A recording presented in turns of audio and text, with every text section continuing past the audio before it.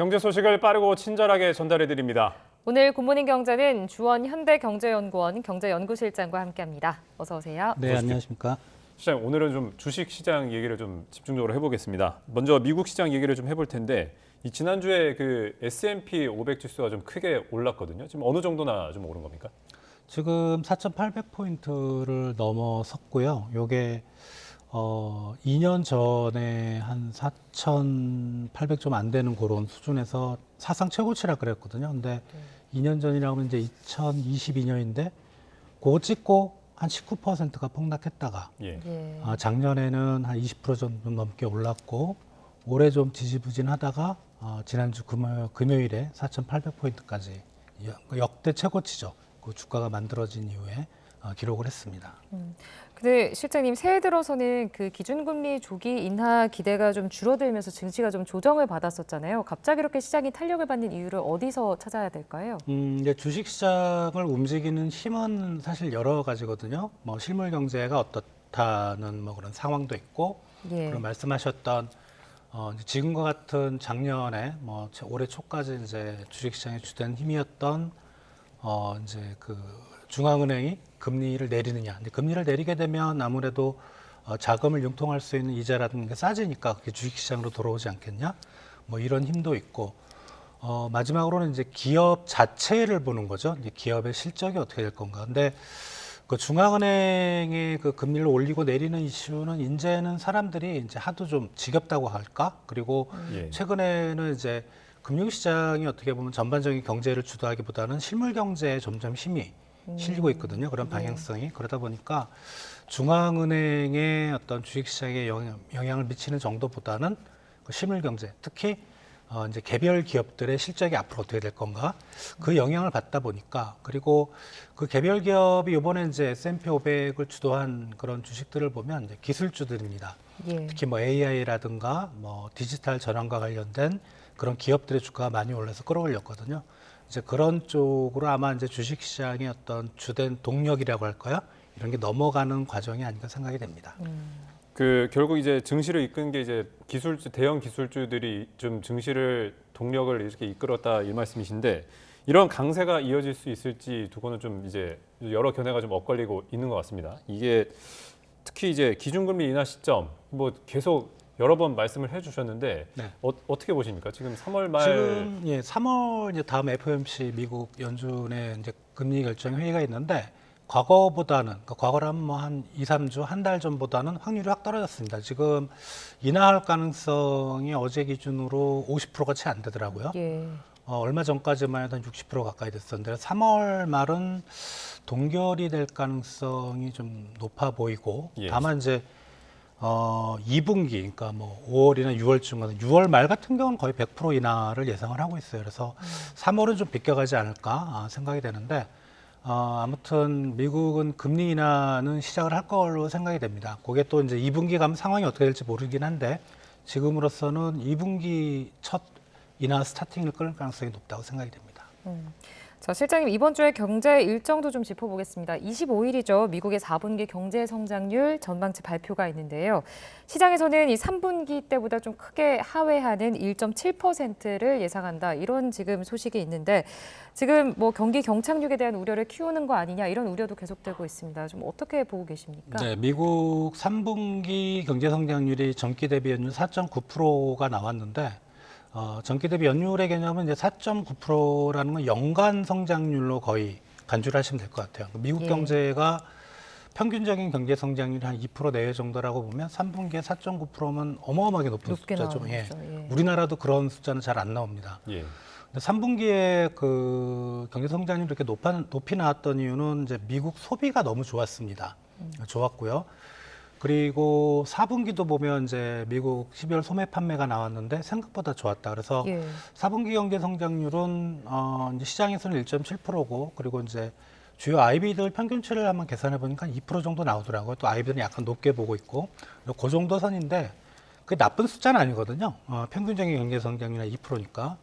그래서 그 정도면 괜찮은데 문제는 이제 여전히 올해죠. 올해 상반기에 미국의 경제 성장률이 1%가 안 될 거다라는 전망이 계속 힘을 받고 있습니다. 그러니까 앞으로 이제 미국 경제가 정말 연착륙하려면은 한 1%대 이상은 나와줘야 되는데 0%대로 만약에 떨어진다면은 연착륙은 아닌 것 같고요. 다만 이제 아직 상반기는 이제 1월이잖아요. 미국 그렇죠. 경제 어떻게 될지 모르기 때문에 좀 지켜볼 부분이라고 생각이 됩니다. 자, 그 아까 짚어주신 분 중에 이제 미국 증시에서 이제 기술주들이 좀 증시를 끌어올렸다 이 부분을 좀 짚어주셨는데 이 국내 시장에도 좀 시사하는 바가 적지 않은 것 같습니다. 특히 이제 인공지능 관련 기술이 좀 각광을 받으면서 뭐 AI 반도체라든지 이런 고성능 반도체가 필수적인데 우리 국내 기업 주가에도 좀 영향이 있을 것 같은데 좀 어떻게 보십니까? 아무래도 이제 그 AI라는 기술은 이제 반도체를 많이 필요로 하겠죠. 뭐 연산도 많아야 되고 그리고 이제 저장 능력도 높아야 되는데 그래서 이제 요번에 이제 작년 4분기 실적과 아마 조만간에 SK 하이닉스하고 삼성전자가 이제 설명회를 가질 것 같은데 네. 삼성전자는 잘 모르겠는데 SK 하이닉스는 잘하면 흑자 전환도 가능할 거라는 어떤 시장의 전망도 있습니다. 뭐 지켜봐야 되겠지만 그래서 그런 수요를 볼 때는 우리 반도체 기업들이 상당히 작년에 어려웠는데 올해는 아무래도 이제 수요가 좀 회복이 되면서 우리 반도체 주가에 좀 긍정적인 영향을 미치지 않을까 이렇게 생각이 됩니다. 그럼 실장님 말씀하셨듯이 반도체 업황이 이제 지난해에는 굉장히 지지부진했잖아요. 근데 올해는 확실하게 개선이 될 것이다. 지금 이런 이야기가 더 많이 나오고 있는데 네. 그렇다면 주가 역시 전체적인 이제 우리나라 증시에도 좀 탄력을 줄 수 있을지 어떻게 보십니까? 이게 이제 반도체 업황이 개선이 되고 있는 건 맞는데 예. 지금 반도체 가격이 하락세를 멈추고 이제 반등하는 그 힘은 여전히 감사 안에 있거든요. 예. 그러니까 네. 워낙 시장이 안 좋다 보니까 작년에 이제 삼성전자와 SK 하이닉스가 이제 생산을 거의 줄여버렸어요. 그러니까 네. 시장에 공급이 잘 안 되다 보니까 가격이 올라간 부분이 있고 최근에 다행히 이제 수요가 조금씩 회복이 되고 있는데 이 수요의 회복을 아직은 좀 장담하기는 어렵다는 거죠. 예, 특히 어떻게 보면 세계 반도체 시장을 주도하고 있는 미국 경제가 상반기에 좀 안 좋아질 가능성은 있거든요. 그런 부분 생각할 때는 좀 부정적이긴 한데 근데 대부분의 반도체 시장을 분석하는 기관들은 올해는 좋아지는 건 분명하다. 다만 이제 그 기관들의 전제는 뭐냐면 감산 조치를 올해까지 연장할 경우, 예. 연장할 경우 반도체 가격은 계속 올라갈 거다.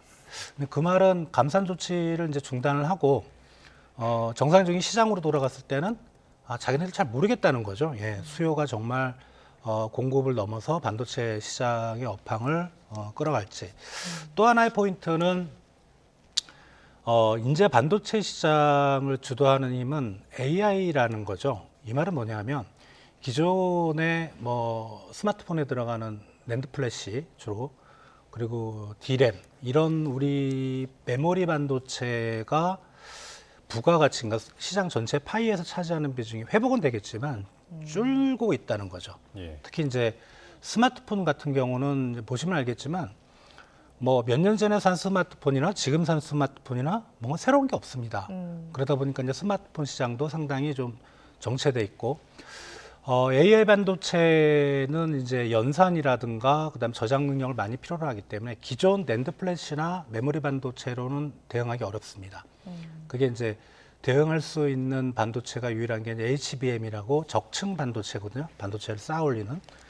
근데 그 기술에 있어서는 삼성전자보다 SK 하이닉스가 훨씬 앞서가고 있고 그리고 지금 투자도 삼성전자가 올해 들어서 이제 HBM에 대한 투자를 하겠다고 하거든요. 그러면 이제 그 투자가 완료되고 이제 양산으로 들어가기 전에 이제 수율, 불량률을 맞추는 그런 기간을 고려할 때 지금도 SK 하이닉스가 삼성전자보다는 그 HBM 쪽에서 마켓 쉐어가 1등입니다. 예. 삼성전자보다 높습니다. 그래서 어떤 반도체 시장의 미래에 대한 대응이 의외로 삼성전자가 좀 많이 뒤처진 게 아닌가 그런 부분 생각할 때 그런 점만 고려하면 SK 하이닉스의 어떤 주가 반등세가 좀 더 빠르지 않을까라는 뭐 그런 개인적인 의견을 내봅니다. 알겠습니다. 일단 이 반도체 업황 개선 같은 경우는 당연히 이제 주가뿐만이 아니고 이제 국내 경제 전반에도 지금 큰 영향을 미칠 텐데 이제 이번 주에 우리나라 4분기 경제 성장률이 발표될 예정이지 않습니까? 그 지난해 4분기 0.7%, 그다음에 지난해 전체 좀 1.74%라는 전망치를 좀 달성을 했을까요? 미국 GDP가 25일 날 밤 늦게 나오고요. 우리는 25일 날 아침 8시 반인가 나오거든요. 먼저 나오는데 지금 0.7이 나와야 4분기에 0.7이 나와야 연간으로 정부가 목표라는 1.4%를 달성할 수 있고, 근데 투자은행들 평균치를 보면 0.7이 한 0.5 정도를 보고 있어요. 그러면 네. 달성 못하는 겁니다. 근데 투자은행들은 원래 좀 비관적으로 보는 그런 상황이고, 지금 4분기에 0.7 정도를 나와주려면 소비가 좀 살아나는 게 확연히 좀 보여야 되는데, 예. 작년 10월, 11월, 12월 산업활동 동향을 보면 그렇게 소비 회복은 또 빠르지 않고요. 그래서 좀 지켜봐야 될 것 같아요. 네. 작년 거는 좀 지켜봐야 될 것 같고, 다만 이제 올해는 대부분 2%대 한 초반, 뭐 2.0에서 2.2 사이에 연간 경제 성장률이 이렇게 타겟팅이 되게 좁혀진, 그러니까 기관마다 편차가 거의 없는 이제 그런 적은 없어서, 올해는 작년에 워낙 안 좋았기 때문에 뭐 올해는 한 네. 2%대 초반으로 성장률이 좀 반등할 가능성이 높습니다. 네, 알겠습니다. 자, 이제 홍콩 H지수 이야기도 좀 짚어보겠습니다. 실장님, 새해 들어서 10% 넘게 급락을 했다, 이런 소식이 계속해서 전해지고 있는데 왜 홍콩 H지수만 이렇게 유독 좀 떨어지는 건가요? 이제 중국 주식시장은 상해가 있고, 그다음 심천이 있고, 예. 홍콩이 있는데, 홍콩에 상장된 주식이 한 세 분류로 나뉘는데요. 하나는 H가 있고, R은 이제 레드칩이고, 나머지는 이제 뭐 성장형 기업들. 여기서 이제 H 주식의 그 요건이 뭐냐면, 예. 중국 시장 매출 비중이 50% 이상이고, 법인 주소지, 그러니까 등기가 된 데가 중국 본토입니다. 그러니까 네. 쉽게 말하면 중국 경제 상황과 밀접한 기업들이 몰려 있는 게 이제 홍콩 주식시장에 상장된 H 주식인데, 비구이완 많이 들어보셨잖아요. 이번에 이제 부동산 시장. 예. 원래 H 주식에 들어가 있었어요. H지수에. 예. 비구이완과 그 관련된 서비스를 제공하는 그런 기업인데, 그 사건이 터지고 빠졌거든요. 그리고 이제 H 주식에 들어간 기업들을 보니까 중국의 금융회사들, 건설회사, 부동산회사, 그리고 테크 기업들, IT 기업들이 주로 많이 들어가 있거든요. 네. 그러니까 지금 중국 시장이 안 좋은 쪽으로만 좀 들어가 있는 것 같고, 그리고 이제 대부분의 이제 다른 나라 주가 지수를 보면 올해 들어서 괜찮았거든요. 예. 근데 유독 이제 H 지수가 빠지는 건 중국 경제 상황을 좀 반영하는 게 아닌가라는 생각이 크고요. 이게 뭐 앞으로도 중국 경제에 대한 좀 방향성을 우리가 좀 살펴볼 필요는 있겠지만, 이런 H 주식과 관련된 어떤 주식 투자 이런 것들은 상당히 좀 손실이 크게 나오지 않을까, 그렇게 생각이 됩니다. 자, 이 중국 당국에서는 이제 경제가 좀 점진적으로 회복되고 있다. 그리고 올해도 이제 5%대가 성장이 가능할 거다라고 전망을 하고 있지만, 이제 뭐 국내외 투자기관이나 은행들은 이제 올해 이제 4%대로 좀 예상을 하고 있잖아요. 네. 그 실장님께서는 올해 좀 중국 경제 전망을 좀 어떻게 하고 계십니까? 중국 경제가 작년에 한 5% 정도 나왔죠. 5% 넘게 나왔고, 올해는 저는 그걸 못 넘길 것 같아요. 중국의 잠재 성장률은 이미 좀 5%는 안 되는 것 같고, 한 예. 4% 내외 정도라서 그렇게 좀 떨어질 가능성이 있고, 다만 이제 중국에 대해서는 서방 세계의 시각으로 상당히 좀 부정적인 면이 많습니다. 한 세 가지 정도 트랩에 빠졌다고 하는데, 첫 번째 유동성 함정. 최근에 이제 물가가 마이너스인데 중국 정부가 계속 금리를 내림에도 물가가 마이너스라는, 이게 지금 중국 경제를 아주 가장 안 좋게 보는 핵심 이슈입니다. 살아나지 못하고 네. 있다. 그리고 두 번째는 이제 투키디데스 함정이라고, 이건 미국과 중국 간의 갈등. 그러니까 뭐 기존에 강자가 있는데 세계에 어떤 새로운 강자가 나타나면 서로 싸운다. 그러면 이제 미국이 중국에 대해서 기술을 경제하고 있고, 그 다음에 지금 이제 세계 경제를 이끌어가는 힘은 기술이거든요. 새로운 기술 쪽에서 중국 시장이 못 들어가는. 그리고 마지막으로 이제 중진국 함정인데, 이거는 인구가 줄고 외국 자본도 중국 시장에 투자를 안 하려고 하고, 예. 자체적인 어떤 사회 혁신이나 기술 혁신도 없고, 이런 삼박자가 맞아떨어지면서 중국의 잠재 성장률이 이제 쭉쭉 내려가는 그런 논리는 상당히 좀 일리가 있고요. 다만 이제 이건 서방 세계 시각이라고 제가 말씀을 드렸잖아요. 예. 그러니까 어떤 바깥에서 미국이나 유럽 쪽에서 보는 중국의 시각은 좀 폄하하고 싶은 그런 네. 의미도 있기 때문에 그런 걸 좀 감안해서 들으셔야 될 것 같고, 그리고 이제 중국이라는 경제 시스템은 좀 우리가 많이 다르죠. 예.